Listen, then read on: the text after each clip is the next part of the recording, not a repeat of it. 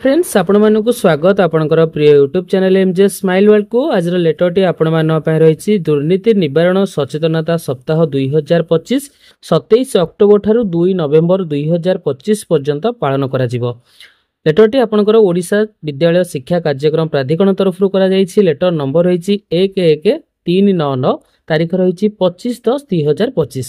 लेटरटी आपणकर समस्त जिला शिक्षा अधिकारी ओडिशा, समस्त जिला प्रकल्प संयोजक समग्र शिक्षा ओडिशा, समस्त ब्लॉक शिक्षा अधिकारी ओडिशा करा जायछि।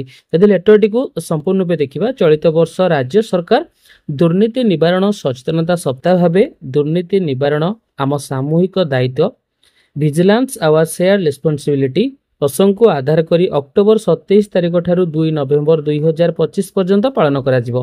ए संपर्कित चिट्ठी संख्या 20418 तारीख 14/10/2025 आपणकर अवगति निमते संलग्न करागला। ए संबंधी साधुतार शपथ पाठ मध्य एसहित संलग्न करागला, जहाँकि दुर्नीति निवारण सचेतनता सप्ताह पालन अक्टोबर 27 तारीख 2025 पूर्वाह्न 11 घटिका समय समस्त कार्यालय रे कर्मचारी मानक द्वारा साधुतार शपथ पाठ करा जिवो।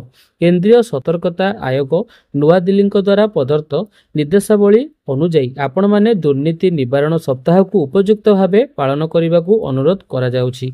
ए संपर्कित सचेतनता सृष्टि पई क्विज, चित्रांकन, विभिन्न प्रतियोगिता, पोस्टर तैयारी, कर्मशाला, वाकथन, माराथन, पथप्रांत नाटक इत्यादि सचेतनता कार्यक्रम को मध्य विद्यालय स्तर में करेंगे। यही परिप्रेक्षी रे राज्य सरकार समस्त विभाग, विभागीय मुख्य, राज्य सरकारी उद्योग मुख्य और मुख्य कार्यालय समस्त कार्यालय कर्मचारी माने विभिन्न शिक्षानुष्ठान छात्र छात्री और शिक्षक शिक्षयित्री मानक द्वारा दुर्नीति निवारण सप्ताह पालन उपलक्षे साधुतार शपथ पाठ करा जिवो। एथि निमते आपण माने यथारीति कार्य करिवे और क्षेत्र पदाधिकारी को निर्देश प्रदान करिवे। ए संपर्कित उत्तम फोटोग्राफ गणमाध्यम प्रसारित और प्रकाशित खबर गुड़ी को आयोग ईमेल ठिकाना ईमेल टी दिया जाइछि प्रेरण करिवे और आपणकर अनुष्ठान रे वेबसाइट रे स्थानित करिवे।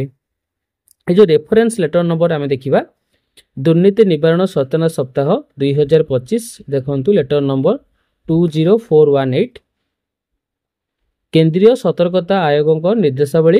यही सप्ताह पालन निमते केंद्रीय सतर्कता आयोग प्रदत्त सर्कुलर संख्या 6/9/2025 तारीख 10/9/2025 आपणकर अवगति निमते संलग्न करागला। जिला स्तर में सचेतनता कार्यक्रम उपरोक्त सप्ताह पालन अवसर में सामाजिक संगठन सदस्य मानक नहीं दुर्नीति कुप्रभाव संपर्क में सठिक भाव में जिला स्तर में सचेतनता कार्यक्रम आयोजन करा जिवो। साधुतार शपथ पाठ अवसर में 2टी साधुता शपथ पाठ आपणकर करा जिवो। नागरिकों निमते साधुतार शपथ पाठ एवं बेसरकारी संस्था और अनुष्ठान द्वारा साधुतार शपथ पाठ आपणकर रही लेटर आम देखा नागरिकों तथा बेसरकारी संस्था अनुष्ठान भूमिका। यही सप्ताह पालन परिप्रेक्षी नागरिकों तथा बेसरकारी संस्था अनुष्ठान सहयोग एवं संपृक्ति नितांत जरूरी अटे। अधिकारी द्वारा साधुतार शपथ पाठ अक्टोबर 27 तारीख 2025 पूर्वाह्न 11 घटिका समय केंद्र सरकार विभिन्न मंत्रालय, विभाग, केंद्रीय राष्ट्रायत्त संस्था और बैंक एवं राज्य सरकार समस्त विभाग, विभागीय मुख्य, राज्य सरकारी उद्योग मुख्य और मुख्य कार्यालय संस्था रे कार्यरत समस्त अधिकारी द्वारा साधुतार शपथ पाठ करा जिवो।